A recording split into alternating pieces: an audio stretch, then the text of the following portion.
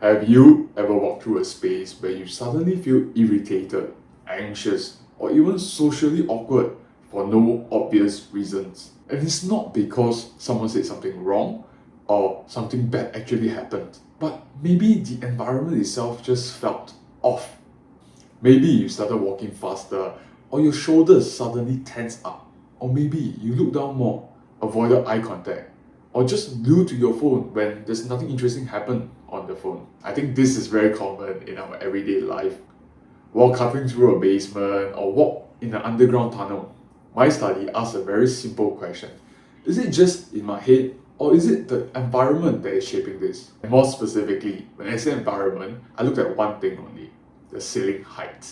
This idea links to what researchers call the cathedral effect. While high ceiling prime freedom and low ceiling prime confinement. And to see how these show up in real life, I conducted a naturalistic observational study in Singapore, comparing between the Canopy at Geneo and Woodleigh Mall Level 2. I observed non-verbal behavior, affect, and social behavior, focusing on posture, spacing, gaze, interactions, and the pace of their movements.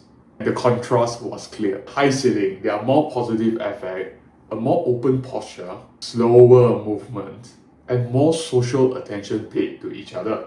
People scan around more, linger around longer, and just generally seem more at ease. But at low ceiling, there was more anxiety, more tension, and more avoidance. People gazed downwards more, movements were more rushed. And scrolling on their phone seems like a way that they can mentally check out. So space may not just affect how we feel internally, but it will affect how we relate to others and how we act in front of people.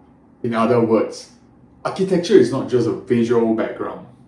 It can quietly influence whether we become more open, more sociable, more attentive, and feel at ease, or more close, more withdrawn, and more tense on our daily life.